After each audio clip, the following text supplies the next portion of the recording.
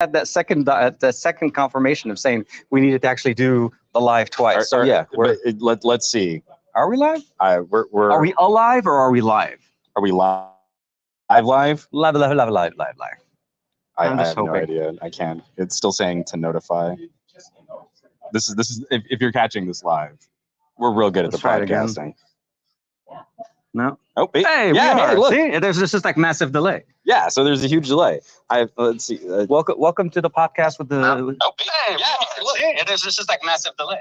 Hey, we sound pretty good.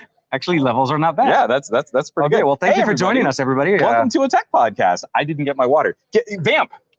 Okay, so basically, this is how it's going. We are in Southern California. We are in Laguna Beach. MediaTek. At the at our basically at a MediaTek Tech Summit. This is a yearly tech summit that Juan and I have had an opportunity and the blessing of being interesting year part of. This year, because I feel like last year we got the big announcements at the summit, but we've been talking about some of the. We actually did get a chance to talk about that a little bit last week. Yeah, exactly. The 9300's already been announced. I mean, there were. We got more information. I was about to say that we have more information. We actually get to see some demo devices here that are actually running the hardware. Yeah. And in fact, right over there, and you can't see it, is a whole crew of YouTubers. We've got like Ben, we've got iJustine, we've got Michael, we've got Jaime. Yeah. It's like romper room. We got Enabong is back down there, and they're all holding a Vivo. Tech Chap is in there. I wonder what Vivo they might be holding, TK. I'm just gonna say X to the 100 Pro, maybe. Well, so here's the weird thing about it. This year's been basically very announcement device, like 2 seconds later type of conversation thing. We saw that not that long ago. We finally see it here. Obviously, the 9300 was announced ahead of the event. Yes. Actually, more like at the beginning of the month. And the biggest thing about it, obviously, is that there actually is 2 devices that are featuring the 9300. Obviously, from Vivo, we've seen them before, the X100, the X100 Pro. And seriously, Juan is not joking. It is seriously sitting there off to the left of us. Hopefully, we'll get some hands-on with it. It's still early. Follow us on the social medias because we'll have like photos of us holding it and stuff. There's a lot that we still can't show people. We'll do the candid hold up with the famous what person. the phone looks like. Oh my gosh. Yeah, and then obviously we're coming at a different time, different location, but we are on location. The summit itself is technically officially over. There's some demos and some things that we still have access to do. And there's some things that unfortunately we cannot discuss yet. Yes. But soon we'll be able to talk. We know things that you can't know yet. Isn't that like the story of our life, though? Like every time we get on the show, I mean, it's really not a bad place to be. I would highly recommend more people be like us. Know more and not share, or share less and know more? What kind of conversation is that? Well, both. Yeah, there's all the things that I don't know. The tomes we could fill. Oh, the tome, yeah, definitely. But no, it's exciting. There's a lot of things that we heard. I'll say this. The word Gen AI, generative AI, was said so many times. I feel like this could have been a party where people were taking, If I had planned ahead, I would have done the video master cut like they did for 5G for the iPhone 12. The 5G and 5G and 5G and 5G. For us, it was AI and machine learning and AI and Llama and Gen AI and Laura. India is AI. And well, actually, that was a surprising part. I do want to touch a little bit more about that one. And we had a well, hold on. Where do we want to start? Because we could go all over the place, and we're not going to have to. We're not going to be able to do our normal 2-hour long, 90-minute show. Absolutely. So, do we want to just lightly touch Dimensity 9300? So we can touch because we know a lot about what's going on there. It's out. It's all confirmed now. It is. So and we have partners that are already starting to show. It's in products that we've been able to kind of. It's actually available to buy now. It's not even just in product. If you happen to be in an Asian market where this device is being sold, X100 Pro base model imported to the United States like $899.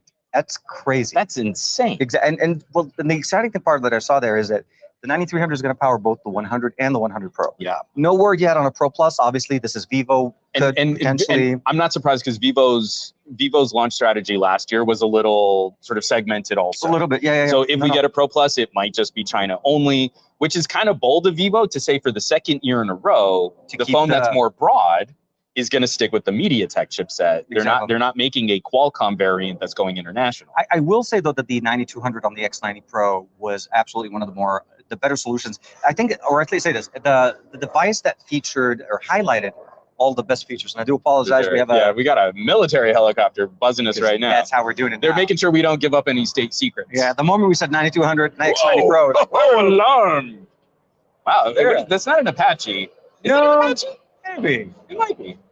I don't know helicopters. It does not look like a news chopper. So I'm gonna try not to yell because you can still probably hear me better than the helicopter because of this microphone. Oh no. So in looking at what we're dealing with now, I feel we're in our third generation of proper premium ultra tier chip from MediaTek going head to head against the best that Qualcomm has to offer. Absolutely. And I think that this is going to be an interesting year to see if more companies, because there's always a stigma. Okay. So you've got like your mid-range and your upper premium phones. That's fine if it's MediaTek, but for the ultras, you gotta go Qualcomm. We still and this year, I think, might interrupt that for some manufacturers. I'm hoping we start getting a little bit more competition. Well, just not only just competition. For me, it's like the exposure part of the conversation. Yeah. Because it's like back in the old days where we used to have the whole AMD versus Intel conversation. Sure.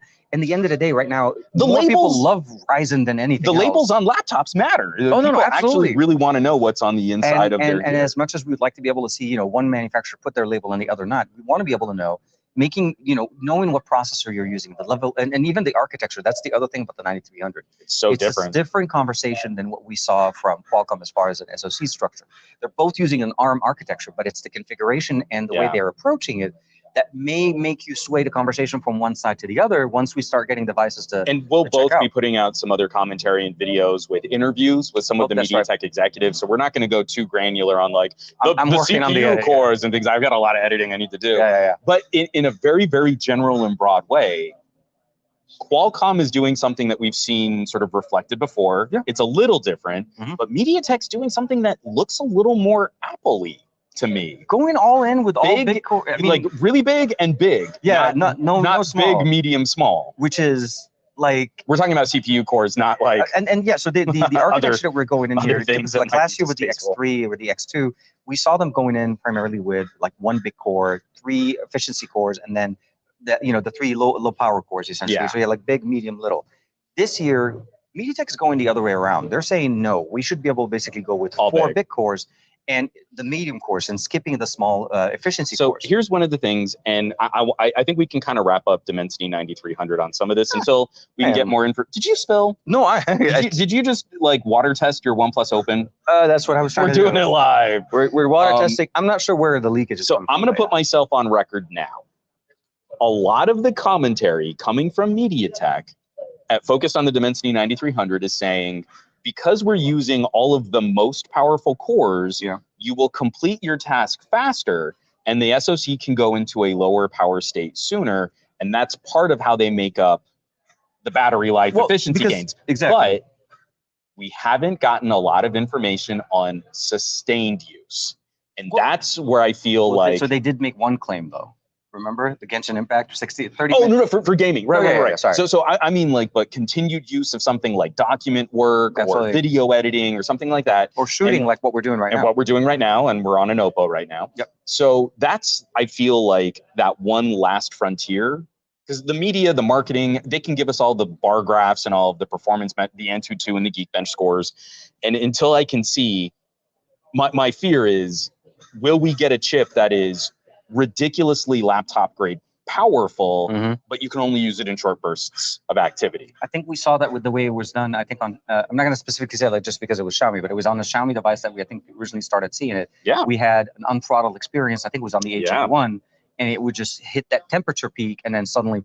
Well, and Motorola, I think also, they don't really put kid gloves on their phones. So especially with my Moto Edge Plus 2022, if you ask it to do heavy lifting, it will do the heavy lifting until it literally can't anymore. And that phone can run a little toasty. Moto and Xiaomi did a very interesting approach, and I think very hands-off, limited. But later on, they decided to implement the whole governor and the performance, perform power mode. We know how that history worked out. So I don't think the Dimensity 9300 is going to end up in the same conversation as the Snapdragon 8 Gen 1. But this is such a different build of a chip in your phone that's the last thing that I need to see tested before I can kind of let those last concerns go. And that's one of the things, unfortunately, that we don't have the ability of doing here. Not that I want to tease you guys with it, but sure, the devices that we have access here to, the 100 and 100 Pro, yeah, are both pre-production devices. They're not retail. They're really on lock. So, and again, those are also for the Chinese market primarily. I did feel bad though, because one of the MediaTek reps was like, "Hey, bring your Pixel, and we're gonna have a camera shootout with the Vivo X100." And you're like, "Dude, I think I'm a better photographer than you are."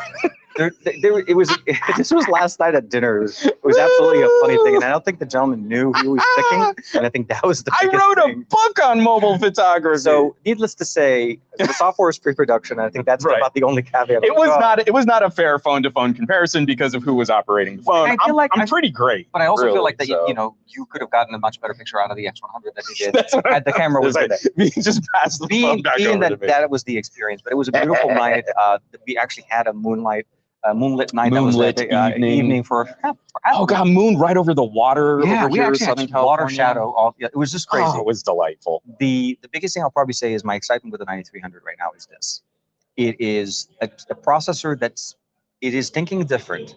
Yes. It's promising battery saving. Again, with the conversation as Juan was saying, is their philosophy is like your power saving core will do one thing at a time, and it'll take longer to do it. Yep. But if you run multiple things at the same time on the big core, you'll save battery because your performance is not going to have to go that far. I genuinely believe them on more phone tasks. Oh no, absolutely. A quick burst of activity. You're checking some messages. You're scrolling through some TikTok. There's a quick burst, and that's where I think the 9300 is going to crush. Absolutely. But where I'm concerned, until we get a chance to really test it out, is a retail unit. That's the other thing.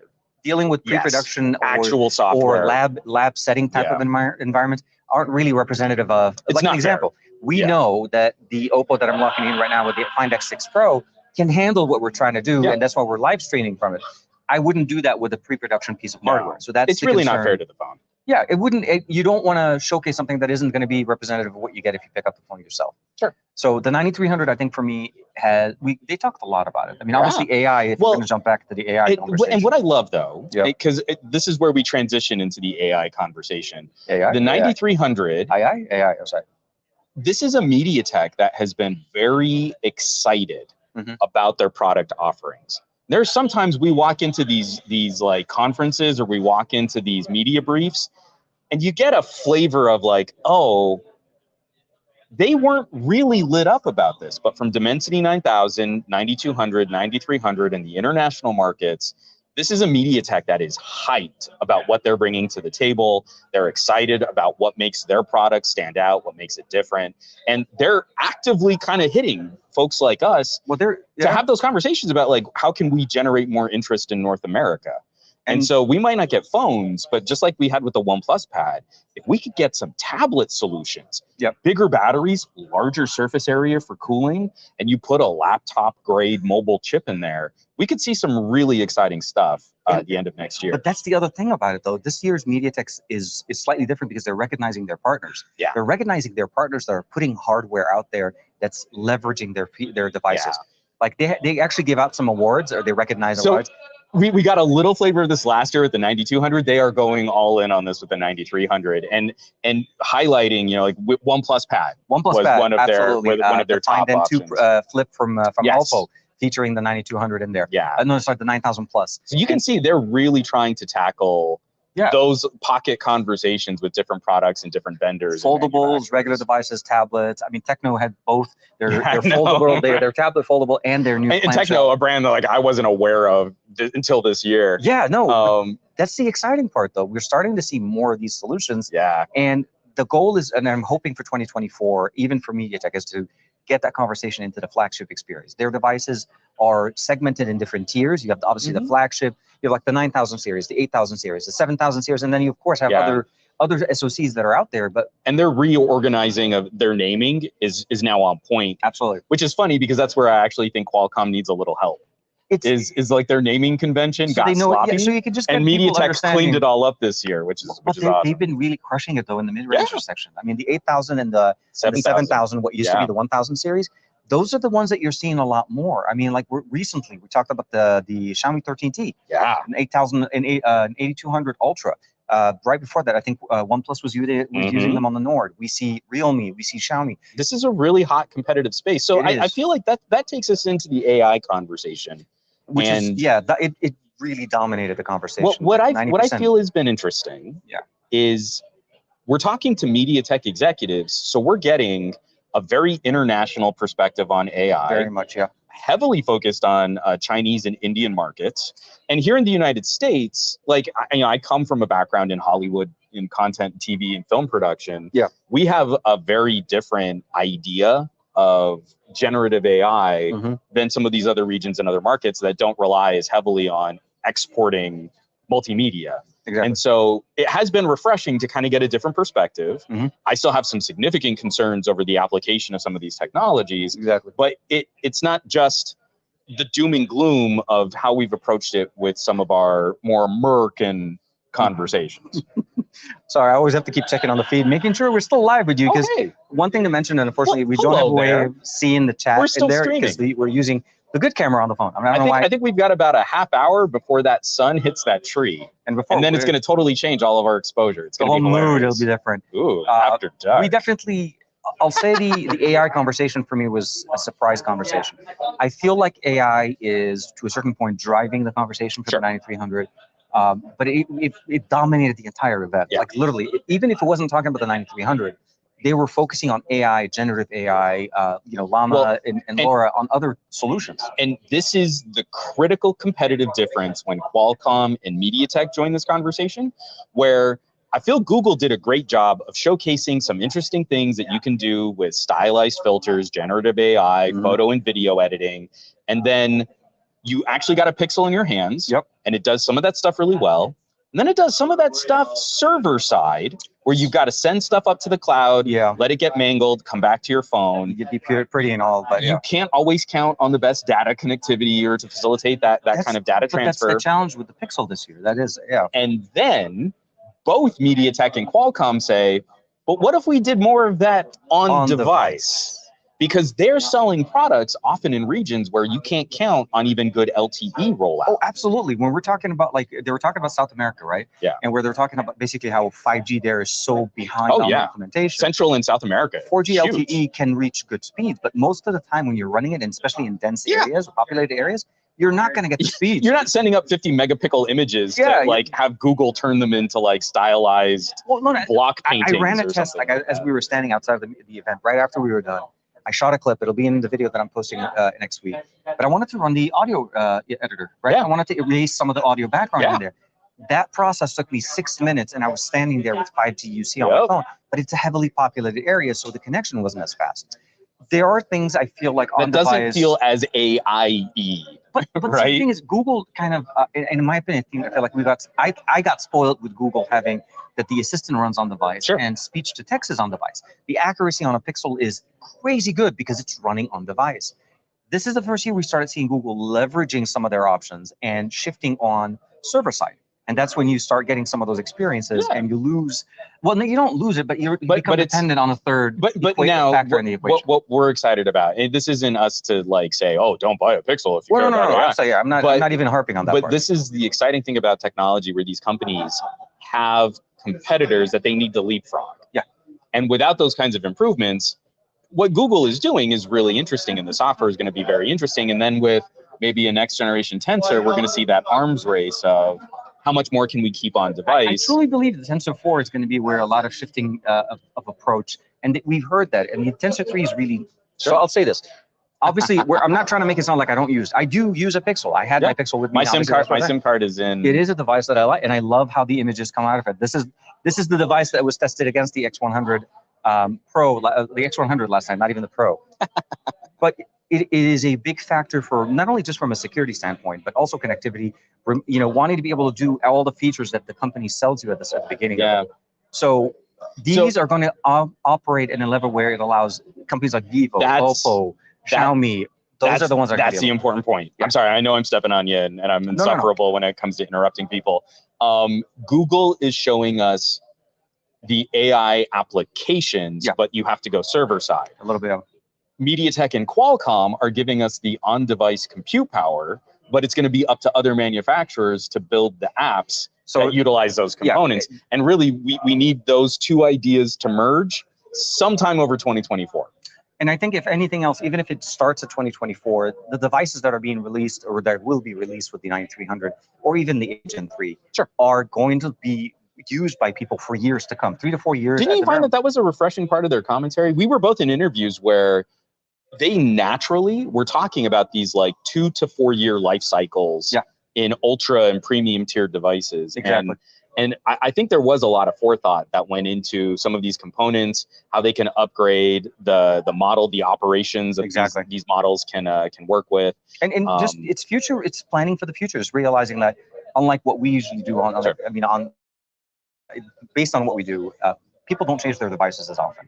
And we were talking about specifically like RAM requirements, CPU requirements, internal storage requirements. And obviously, the models, and this is where we start talking about Llama and LoRa. Those are the standards that they're able to benchmark on. But, we've seen demos. I mean, the demo that you were talking, we saw actually a demo, a separate one that we're doing like AI video, not video, but like a beautification kind of a thing going on.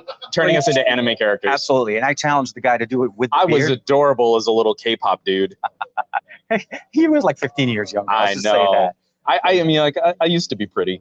Yeah. No, I know. I mean, I like to say the the nice things about him, but the solution that we're seeing here is future. We still need support from development. We still need OEMs to be able to try to leverage some of those conversations, build in some of those AI server side services to start bringing them on our local side. Especially when we were talking about like AI erasers and magic erasers and stuff like that. I was just because we see those solutions from like Samsung has one built into their app. I think want to say Xiaomi has one as well. Adobe just started dumping a whole bunch of support for Pixel devices. So I feel like I did the concerned thing with the 9300. Allow me to speculate wildly on a concern here also for AI. When we start talking about these operations, the factors, I forget what is the word that they use. It's 30 billion. I forgot the like data points. Yeah, data points. I forget. It's not teraflops, but it's how we're now starting to change our language to rate the performance of AI. To get the best out of an AI component on this SoC seems to take a significant, an order of magnitude more compute resource than before. So MediaTek has been talking about compression, which is exciting because MediaTek chipsets in the past have actually not been great performers for things like file compression. But now what we need to do, if you were to take all these language learning models and just use them, operate them sort of brute force, your phone would need at least 12 to 14 gigs of RAM occupied completely just with that language learning model. Run it. So now MediaTek is having to find ways of compressing all of that AI data, almost like audio codecs. We're going to squish it here, run some magic on it, and then uncompress it on this other part of the compute chain. We're talking real-time processing here.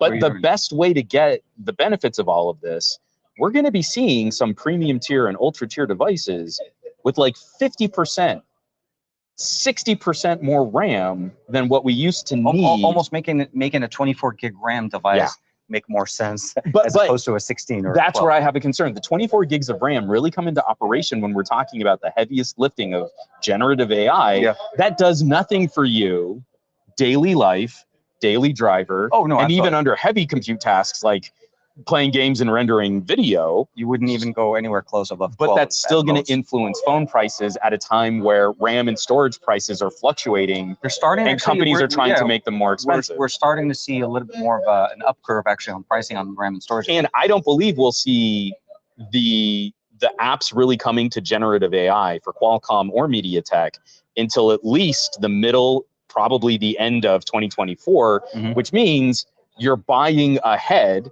on the promise of what's to come with generative AI. It's true. And if you really want to know that your device is going to be future-proof for 3 to 5 years of generative AI, then you're looking at 24 gigs, 30 gigs of RAM in a mobile device. So we were in the same situation back in the day when 5G first started to come out, right? It was more of the, do I really need 5G? Is 4G really good? The reality at the end of the day, if your solution of your solutions that you're looking at of your smartphone requires some type of either processing, post-processing, like we said before, magic erasers, or not magic specifically, image removal, like magic eraser running on like live in video, or getting certain things that basically are more intuitive, AI-centric functionalities on your phone, having them run on your device with this type of power is what they're promising you. What we're saying is this is still to come because we don't have, what we saw here are models that demonstrated the power of the device, but at the end of the day, it's like saying I run Geekbench all day long. Nobody runs Geekbench all day long. Geekbench we don't even really have a good Geekbench for AI. Yeah, right but now, that's what I'm saying. All the Geekbench we run right now is either CPU, GPU. We have OpenCL. They do. There's a Geekbench ML, and that's not really the trend that we're looking at with Gen AI. So, but it's till we get till we get solutions from OEMs, from developers that use these models. So this is where you want to be able to say, look, you are buying ahead, but you are buying a device that will be able to handle what's coming for the next 3 to 4 years, as opposed to saying that, well, I can run it on my old device. No, the thing, this is built with AI in mind. And that's why I said the 9300 and even the Gen 3 are in a different class. Yeah. It's a turning point. Let's just say that. It's a turning point in the development or in the cycle of features. And it's exciting to see where we are, but it's also more exciting to hopefully see what we see from developers. Yeah, there's an anticipation. I am excited, but I'm also anxious. A little bit, yeah. Because always. It doesn't take a lot for a trend like this to kind of get soured. Yeah. And you're like, oh, I've got to buy this really expensive phone and I can't even do anything with this AI yet. And then it kind of snowballs on the conversation. So I'm hoping that when, X100 Pro, when it's not a prototype device being played with at a tech conference, once it's actually in more people's hands, once it's shipping in more regions, especially an international version, that we'll see Vivo really get ahead of some of these applications. For absolutely. And by then, hopefully, we'll have even, Xiaomi, Oppo, some of the other companies also put their hats in the game, which is the other problem. Not the problem, the other, part of the conversation, basically. But so that was 9300 in AI, but that wasn't even the only thing they talked about. Yeah. We saw NVIDIA and we saw Meta on stage talking about some exciting stuff so some things have already, again, some of the stuff we saw today is already announced, but we got a chance to hear from representatives from the companies. The big thing that kind of struck me after that was obviously they announced a couple of new chips, new modems in there for Wi-Fi 7 specifically, on the gateway side and on the client side. Those are exciting. Those are a couple of new modems that are coming out. Some really interesting corporate thin modem solutions that are going to be coming out. Like how can we fit better LTE performance and better 5G performance into a pair of glasses. Exactly. Or lower power management. Exactly. And wearables, exactly. I think RedCap is what they were talking about overall, but trying to reduce capacity on there to try to give you more functions on a smaller form factor like wearables is what we're seeing. But the one that I really got excited about was here it comes. Dimensity Auto and how their solution that they're looking in there, working with NVIDIA, because I'll be honest with you, I know NVIDIA knows how to do GPUs. I know NVIDIA can do computational processing. They have so much power inside of their GPUs. I use them to render my content on my desktop. They're nifty. To see them collaborate with MediaTek to try to put together an ecosystem for the car. Yeah. Something that we've seen Google even venture into it with I think was it called, was Android, I think it's Android Auto Car, or I think they are just ColorOS. So they have a ColorOS for Android Auto, and then there is the client version. The client one is the one that you run, but then Google actually even has an OS that runs the infotainment system on the car, where it integrates into the the AC system, and it runs Android Auto built into it. That's something that we've seen for some time, but Google's obviously only working on the software side. Qualcomm also has their auto department, which is something that they've been working on as well. And we finally see MediaTek jumping in head first with one of the biggest players in computational processes, especially NVIDIA with their GPUs. So the exciting part about it is the focus that they brought in here is not just to bring in a car that is like a Tesla, right? Like just it's based on a computer, it's a screen, you interact with it. They're trying to put predictive functionalities into it. They're also trying to make contextual awareness of where you are, what you're doing, built-in functions that run on the device. Generative AI functionalities as well. But I mean, they threw a lot of different examples. But it's funny is because Gen AI has become such a catch-all phrase. Oh, absolutely. So when we talk about Gen AI for cars, it's a very different conversation when we're talking about Gen AI for phones or for laptops. Very different. Every one of these is a custom packaged solution for a particular kind of use case, but we're all using Gen AI, and it's a promise of a certain experience that still hasn't been really materialized yet. Sure, the system is starting. They're predicting or at least forecasting obviously a big intake. So I'm hoping that kind of comes through with them. Yeah, automotive is going to have to work slower because you have to arrive at regulatory standards. You have to arrive at performance standards. You've got fleet vehicles where auto manufacturers aren't going to want like bespoke solutions. They're going to want things that they can count on. Oh, if there's any disruption in the silicon industry, they don't want to have to deal with like, oh, TSMC can't fab us enough chips for us to build these cars, because we went through that. The silicon shortage at the beginning of the pandemic. They were the primary reason for the silicon shortage. I know. Their demand for the 7 nanometer architecture chips for the cars was what drove some of the shortages that we were dealing with. We just don't have enough sand. That's you got to live. It's like a waste of sand. I think the solution that we're seeing from MediaTek is promising. I think it's still in the future. We still don't have actual physical driving cars or things that we can experience. But it's the diversification. Yeah. Because now it's like MediaTek is kind of becoming a part, or is investing in every part of this industry, where I feel like even just like 5 years ago, they were a much more singularly focused entity on a particular kind of product. Yeah. And now they're spreading out. I think the other part of that is gaming, where last year we were just showing some teaser photos of PlayStation VR. I mean, actually, we could go inside and just play. They brought one. You're like, hey, you want to play on a PSVR? Yeah, like a little year later. But out on stage, they bring up Meta. And if you know what's going on in this new wave of mixed reality headsets and kind of what Apple Vision Pro is promising to do, you've got compute power that you need to generate the content, the game, the experience, but then you need a ton of compute power to track all of the location information around the user. Now for PlayStation VR, the content power comes from your PS5. Exactly. All of the location data is coming from MediaTek solutions. And it looks like MediaTek is going to be partnering with Meta to do something similar in the future with the next generations of that was the exciting part at the end of that conversation, because I mean, they didn't say the words. They didn't really kind of like. There was even a tease that maybe it won't just be the location stuff. It could be the compute stuff. Yeah, too. I mean, and I'm hoping. Well, okay, we don't. I'm not going to speculate. I'm not going to put words in. I'm going to speculate. That's his wild speculation. No confirmation. No citation given. Because that's how we do it. No. I think that was exciting to see. Seeing Meta, seeing NVIDIA on stage gave us a lot of hope and aspirations into what we're going to be able to see in the future. Again, this is a critical step, because like I think Qualcomm runs the board right now. Oh, absolutely. The last 3 generations of MetaQuest and now like newer AR headsets are using some of those older Snapdragon X. No, what are they? The Snapdragon AR. I forgot the name of the architecture for it's XR. The XR. The XR. Thank you. Sorry. Man, my brain is Swiss cheese right now. I maybe had 2 bourbons last night. So the interesting part of that is there's not a lot.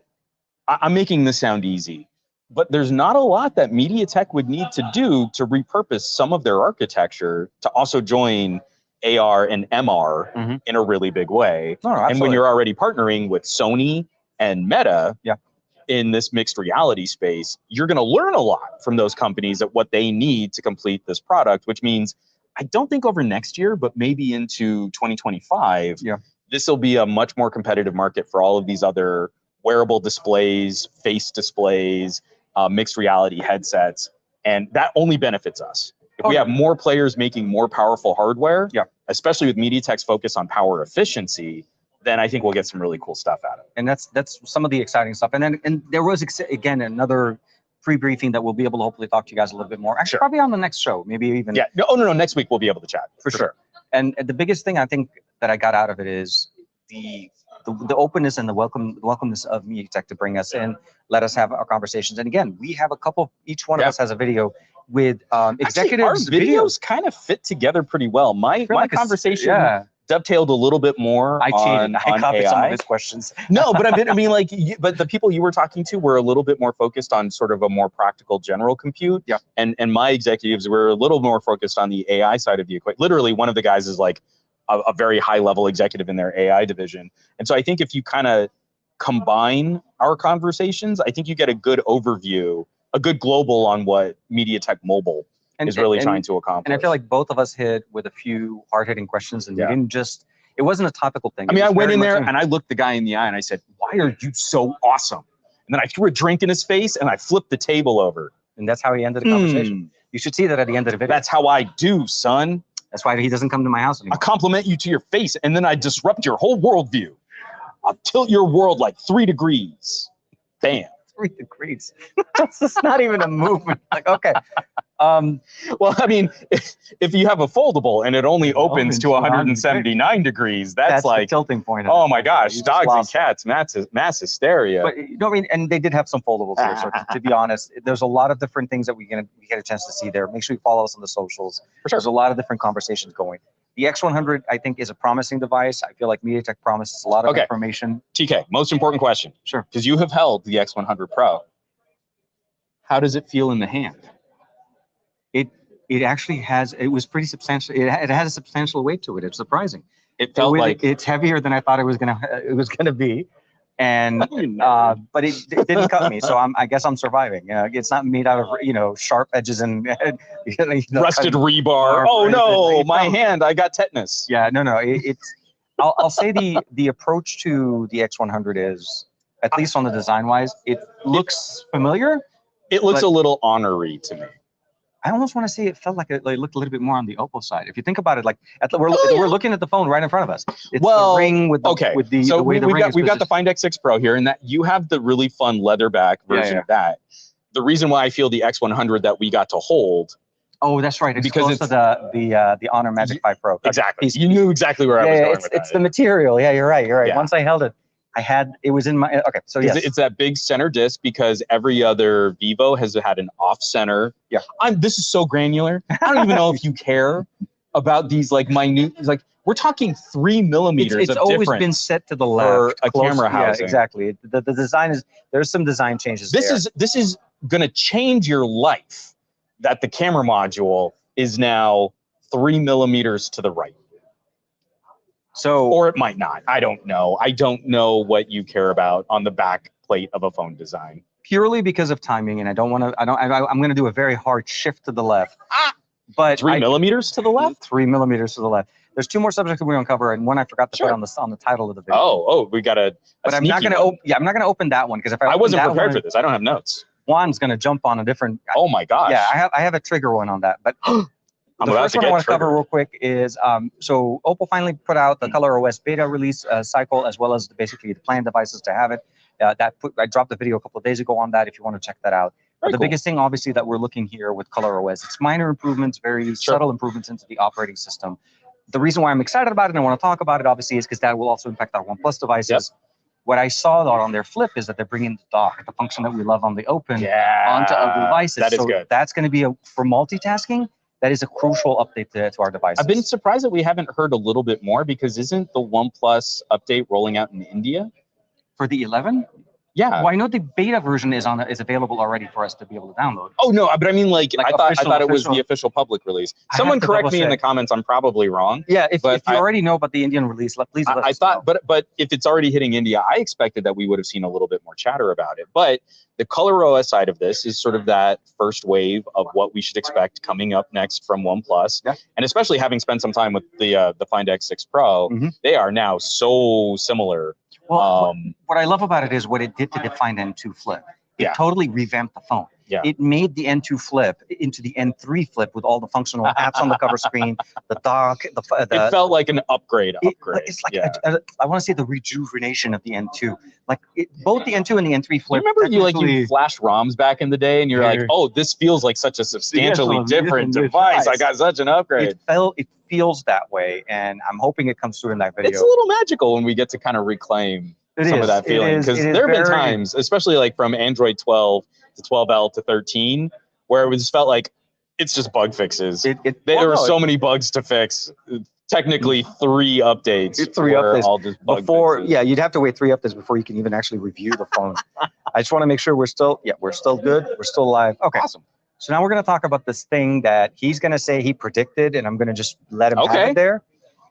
Apple made an announcement. Oh. See, we forgot to put that in there. We need to talk about this, and we didn't even mention that. Do say more, kind sir. In the middle of everything going on while we were here, Apple dropped. In the middle of the executive, and everybody jumped on it. Speeches on the stage, and you can see a flurry of tech reporters like, I got to write about this right now. He's like, oh my God, Apple caved in. I'm like, whatever. Apple caved. So for the longest time, I'll give a little bit of a precursor to the conversation. A few days ago, Nothing, the company that makes the Nothing Phone 2, Carl Pei from Nothing announced that they're going to be working with Songbird to be able to bring in a Blue bubbles. Blue bubbles for Android devices. talking to iOS devices that are using iMessage, but also the ability of not breaking chat and the whole frustration on the iOS side. That conversation comes off, and not even 48 hours later, Yep. Apple drops the, oh, by the way, we're bringing RCS All support right, in next 2024 year on the we'll next version of the include iPhone. RCS. Because we suck, I know. no, the moment there was I'm Apple, I'm dumb. the moment that there was a slight chink in the armor, where they're like, oh crap, things can come through. So I think this was convenient timing on them because I'm going to be snarky. I'm going to be real snarky. It's Apple. I have to be. But we know that they're facing regulatory pressure. Oh, absolutely. This is the right time to get ahead of the interoperability conversations that the EU wants to hold. Mhm. And also, I am very anxious about an iMessage solution. I don't know how that server system, so there's like a dusty Mac Mini in someone's basement and you just log in with your credentials Mhm. to support that. I know Sunbird is working on something more sophisticated than that. Oh, they're but promising iMessage more. is structured in such a way that it makes me nervous to try and end run around Apple. It makes me nervous for people's like personal information, your Apple account, all of those credentials. I don't know what that relationship looks like in a nuts and bolts kind of way. Whereas now, at least I can finally send a high resolution photo to my friends who have an iPhone without having to do a stupid like cloud file transfer or a link or having or to an install email Telegram or WhatsApp or whatever, some other app. having to bring in other solutions. And I realize this may be just a US. There are a lot of iPhone conversation. owners who are about to discover that Androids have had amazing cameras for years now. Oh, Because they've only been seeing MMS photos Well, from maybe Androids. No, but you know what? That actually is true. No, I'm Maybe telling you, that's probably why it hasn't been done. But there's a kernel of truth in there where people are like, wait, you shot this on an Android? So this is hilarious. So in our circle of parents for my daughter's school, I have already taken the reputation of, oh, well, if there's like an event or something, just let Juan take the photos. But I'm now making a bigger deal out of like, oh, well, Luca's mom has a Pixel and Camille's mom has a Samsung. And so I can send these photos to them. For you iPhone owners, I'll set up like a OneDrive link, and you can download the photos later. You can get join them the conversation there. No, so I think like head to head, I'm going up against iPhone 13 and 14 Pros and Pro Maxes. Yeah, and they'll still be like, oh no, let him take the photos. That's who you want. But then I get to sort of enjoy the delay before they get to see the photos. And I think that's the exciting part of the conversation is the ability now I can just send them directly. Exactly. And it simplifies, I mean, we'll see how they implement it. That's the other thing. It's universal profile. Mishal is saying it's going to be universal profile. So we should get the core configuration of RCS. We have to see how Apple might implement and work with Google servers to implement encryption. That's the part that I'm a little bit kind of, I want to see how they do it. Because there are some regions where that's going to be a mess. Yeah. We can completely acknowledge there are going to be places on the globe it's not going to work. And it's going to take a while to fix. But I also feel like in those areas, this is not a problem. Sure. This may not be a problem. But I mean, it is a problem, but it's been a problem anyway. And those people are probably using WhatsApp. I was going to say outside of the US, if you really think about it, WhatsApp has more of an adoption and usability, and people don't have to worry about this. We're in the United States, and we're still talking about SMS. So it's exciting to see. That's where a lot of the big hoopla. And as I was setting up everything and we're talking, going through, I'm like, what else happened this week? I'm like, okay, there was this. But we're still going to have to suffer green bubbles. Oh yeah. Apple's never going to give up on that because Apple depends on that psychological bullying to make more money. You see, Apple, they're bullies. But the other thing is we're probably never going to get the cohesive strategy, like the iMessage features, like payments. Oh, no, like the ability to exactly. transfer money and stuff like that. But so none of that's going to work. Break group chats. But group chats should now be a little bit more livable, which is hilarious because I feel like on the Android side, we've actually been doing pretty good. Oh, absolutely. The iPhone owners complain like, oh, it's duplicating the messages and I just can't see the reactions. Whereas on our side, it's been fine. Well, and I think Google it's hilarious that Apple couldn't end run around that, but Google did. So really, messaging has been proper broken for iPhones because of Apple, and we've been okay. It's finally to see us all coming to the same table and having good Thanksgiving meal. So for everybody, I will say this: the sun is setting, and I'm hoping that we have enough battery juice and running on everything, because I use the same mics. We were going to go for Yeah. about an hour. I do want to wrap up. What I'm excited by isn't necessarily just Apple, but if this is a trend where the EU regulators are saying these things need to interoperate. I love that word, interoperability. Yeah. It would be great if you could go into WhatsApp next and say, hey, we've got a fallback part of this stack where WhatsApp can lean on RCS. Yes. You could go into Signal or Telegram and really incorporate these so that at some point, we're kind of back to like ICQ. At some point, we all say, hey, there's at least one language all of these apps can chat, and then you just pick whatever front end. If you want to do this in Telegram, or if you want to do this in Signal, you want to do this in WhatsApp, you don't have to worry that you can't talk to someone else because they're on WhatsApp and you're on Signal. Having hardware step in the middle of the conversation should never be an issue. Sure. And this is getting us to a point where we don't have to worry about it anymore, and hopefully bring down some level of, concerns, or not saying animosity, but like weird feelings about people not having the same phone. These pocket communicators should be helping us communicate. They shouldn't be dividing us. Mm-hmm. And that's been Apple's business model, which is why I've had so much ire over the iMessage situation, is because it's cynically a way to divide people so that Apple can try and make more money off of people bullying what color your text messages are.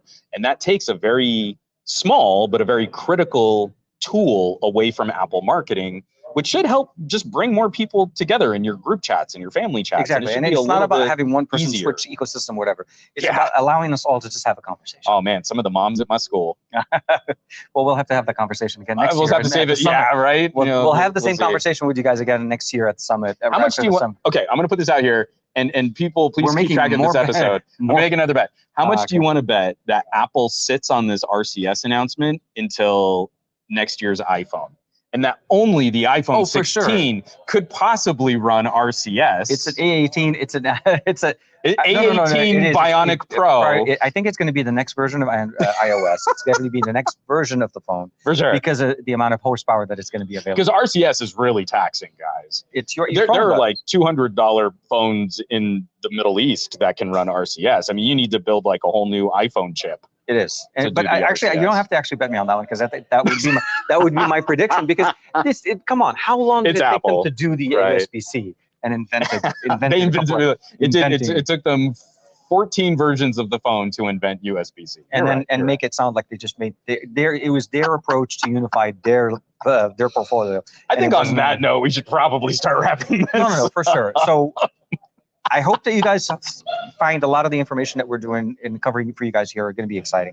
Make sure to check out, actually, Juan made a perfect point there. I think both of our videos kind of dovetail very nicely to each other because they were recorded right after each other. Yeah. It was like we started at one interview, Juan and I, so I was behind the camera on one side. And so you may even hear him referring to me in the middle of the thing. Yeah. And then we switch over, we go to another conference and we met the other two executives, and it was Juan with me in the room. So mostly what I'll say is a lot of exciting stuff has been announced here. A lot of cool things coming up in the near future.